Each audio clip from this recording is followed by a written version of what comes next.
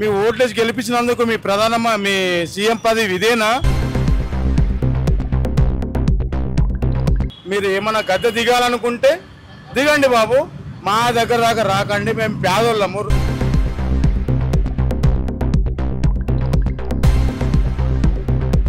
మీ దగ్గర వేల వేల కోట్లు ఉన్నాయి, మీరు కబ్జాలు చేస్తారు, ఏ దందాలు చేస్తారు.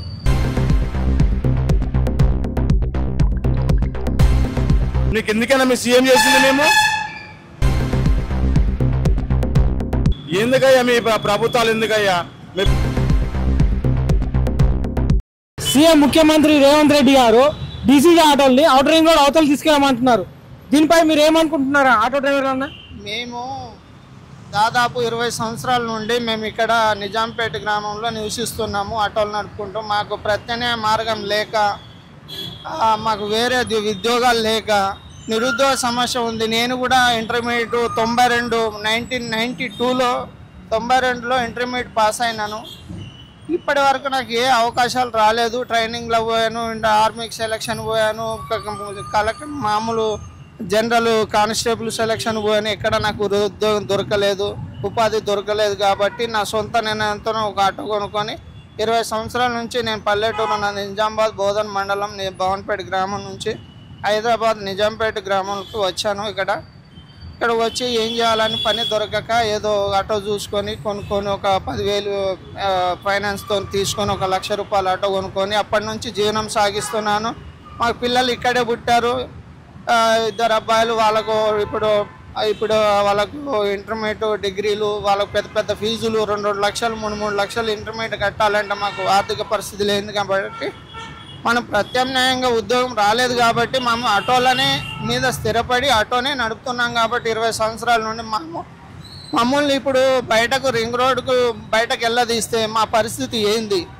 మేము సీఎం గారికి కోరుకునేది ఏంటంటే మాకు ప్రత్యామ్నాయ మార్గం అన్నా ఏదన్నా చూపెట్టమని, లేకుంటే ఆటోని రిటర్న్ తీసుకొని మాకు గ్యాస్ ఆటో ఇప్పించేటట్టు, కరెంట్ ఎలక్ట్రికల్ కానీ సిఎన్జి కానీ ఎల్పిజి కానీ ఇచ్చేటట్టు రిటర్న్ ఏదన్నా వచ్చేటట్టు చూడమని మేము అడుగుతున్నాం. ఇప్పుడు ఫ్రీ బస్సుల వల్ల మీరు ఎంత ఎఫెక్ట్ అయ్యారు ఇప్పటి వరకు? ఆల్రెడీ ఎప్పుడో ఫ్రీ బస్సు వల్ల మాకు దాదాపు అప్పటి నుంచే మొత్తం మాకు జెంట్స్ అనేదే ఎక్కుతున్నారు తప్ప మాకు ఆటోల లేడీస్ అనేది ఎక్కట్లేదు. కాబట్టి మాకు సగంలో సగము కుంగిపోయినాము, ఇప్పటికే దెబ్బతిన్నాము. అయినా ఇది మొత్తానికి తీసేస్తే మొత్తానికి మా జీవనోపాధి మొత్తం కోల్పోయి మేము అప్పుల పాల్లో ఉండి చనిపోయే పరిస్థితి దాకా వచ్చింది. కాబట్టి మేము సీఎం గారిని కోరుకునేది ఏంటంటే మాకు మా ఆటోలు తీసుకొని ఇంకొక ఆటోలు ఎలక్ట్రికల్ ఆటోలు కానీ ఏమైనా కానీ ఇప్పించగలని సీఎం గారిని కోరుతున్నాం. ఫ్రీగా ఏమంటున్నారా? ఫ్రీగా కాకుండా మేము సబ్సిడీ, గవర్నమెంట్ సబ్సిడీ సగం ఇస్తూ మేము సగం డబ్బులు కట్టుకునే విధంగా చేయమని కోరుతున్నాం. ఈ గవర్నమెంట్ రాకంటే ముందు ఎంత ఉంది సంపాదనమా మీది? ఇప్పుడు ఎంత ఉంది? గవర్నమెంట్ రాకముందు కనీసం మనకు 1000 రూపాయలు సంపాదన చేసుకొని ఇంటికన్నా పోయి పిల్లలతో ఆశ బతకడానికి సూచించాము. కానీ ఇప్పుడు 1000 రూపాయలు సంపాదించుకోవడానికి చాలా ఇబ్బందికరంగా ఉంది. అయ్యా రేవంత్ రెడ్డి గారు, మీకు విన్నవిస్తున్నాము, మీకు ఇవన్నీ ప్రకటనలు చేయకుండా మీ సామాన్యం ఏదో మురికాల గురించి పెట్టుకున్నావు, అది పెట్టుకోండి చాలు. మీ ఓట్లేసి గెలిపించినందుకు మీ సీఎం పదవి ఇదేనా?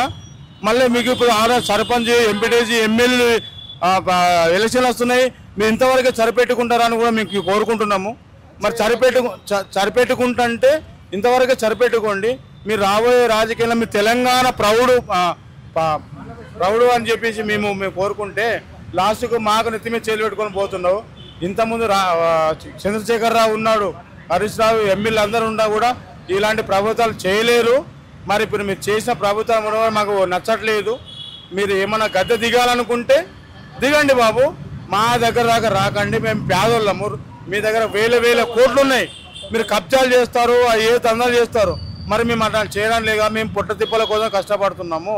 మా ఆటో యూనియన్ డ్రైవర్ల మీద మీకు అంత కక్ష ఏముంది? మీకేమన్నా సార్ ఆటోలు ఇప్పిస్తా అంటారు కదా, మరి సబ్సిడీ ఇవ్వండి. ఇప్పుడు 4 లక్షల ఆటో ఉంది, 3 లక్షలు సబ్సిడీ ఇవ్వండి, మేము 1 లక్ష కట్టుకొని మేము తెచ్చుకుంటాము. మీరు అది లేదు ఇది లేదు, రిజిస్ట్రేషన్ ఫ్రీ అంటే రిజిస్ట్రేషన్కి ఎంత అవుతుంది? 15,000 రూపాయలు లేదంటే 10,000 రూపాయలు అవుతుంది. మీరు 10,000 రూపాయలకు మీ ఏళ్ళ పదాంతం ఇక్కడ ఉండి లాస్ట్కు మాకు వచ్చే నష్టం ఏందయ్యా బాబు? నువ్వు రేవంత్ రెడ్డి గారు నీకు విన్నమించుకోండి. ఇది గ్యాస్ బండ్లు డీజిల్ వల్ల మీకు అంత కక్ష ఏముంది? ఆర్టీసీ బస్సుల మీద కక్ష లేదా? ఎందుకయ్యా మీ ప్రభుత్వాలు ఎందుకయ్యా? మీ పేదలతో మీకు ఎందుకైనా మీ సీఎం చేసింది మేము? ఎందుకయ్యా మీరు ఇట్లా చేయడము? కరెక్టే. మీరు ఏదైనా చేయాలనుకుంటే పేదలకు మేలు చేయండి, ఉన్నోళ్ళు కొట్టండి. మా పిల్లల బతుకులు ఏమి కావాలి, మేమేమి కావాలి? లేకపోతే ఒక పురుగు డబ్బా తెచ్చి మాకు ఒక పురుగు డబ్బా తెచ్చిస్తే ఒక ట్యాంకులో పోసినామంటే నీళ్ళు తక్కువ ఎట్లయినా అందరు తాగి వస్తామయ్యా బాబు. ఏమయ్యా ఈ ఒక ఇల్లు లేదు, ఒక భూమి లేదు, ఏమి లేని వాళ్ళకు కూడా మాకు ఇంత నరకాలు చూపెడతాం ఎందుకు? నువ్వు ఇది నీకు కరెక్ట్ అనిపించిందంటే రేవంత్ రెడ్డి గారు నీకు కరెక్ట్ అనిపించింది అనుకో, నువ్వు కూడా ఒక డిస్టిక్కే నచ్చినవే, ఒక పల్లెటూరుకే నచ్చినవే. కానీ ఈ బాధలు ఏందో నీకు తెలిసి కూడా నువ్వు ఇంతగానము పబ్లిక్ అంత చూతిగా పనిస్తున్నావు అంటే నీకు ఏం చెప్పాలో అర్థం కావట్లేదు. ఏమనాలో కూడా మాకు రావట్లేదు. నోటి వారికి వస్తున్నాం కానీ ఎందుకంటే ఆపుకుంటున్నాము. అయ్యా రేవంత్ రెడ్డి గారు దయచేసి నీ ఎన్నో బైకులు నడుస్తున్నాయి, ఎన్నో ఆటోలు నడుస్తున్నాయి, ఎన్నో కార్లు నడుస్తున్నాయి. మరి అవి పంపించడానికి చేత అవుతలేదా?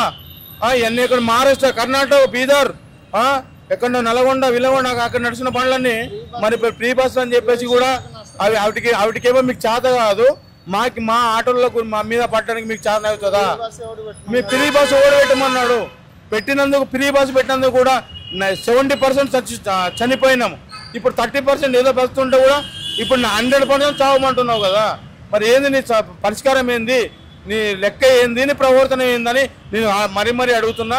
లేదనుకోండి, లేపు సమ్మె కూడా చేయడానికి కూడా మేము రెడీగా ఉన్నాము. అయ్య గారు చూడండి, కొంచెం చూసి ఆలోచించి మీరు ఏదైనా చేయాలనుకుంటే పేదలకు మేలు చేయండి. Okay, thank you. రవాణా శాఖ మంత్రి గారితో కానీ మీ ఆటో యూనియన్ సభ్యులతో ఎవరితో మాట్లాడారా ఇంతవరకు ఈ విధంగా చేస్తామని?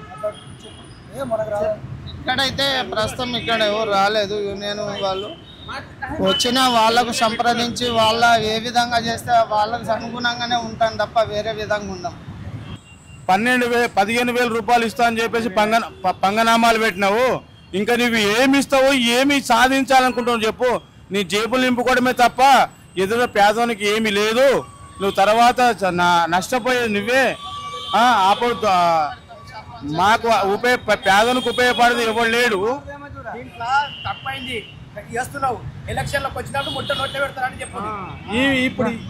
ఇప్పుడు మట్టుకు అయితే మాకు మంచి గుణపాఠం చెప్పినావు కాబట్టి రేపు రాబోయే ఎలక్షన్లో నీకు గుణపాఠం మేము చెప్పాలనుకుంటున్నాము. మళ్ళీ తర్వాత ఏది చేస్తావో, ఎక్కడ ఉంటావో, తర్వాత నీ ఊరికి పోతావో, ఎక్కడ పోతావో నీకు నష్టమైతే ఏం లేదు. కానీ మేము కష్టపడేది మా జీవన ఆదాయం కూడా కడుపు మీద పొట్ట కొడుతున్నామని మేము ఆదేశిస్తున్నాము, ఆవేదన పడుతున్నాం కూడా.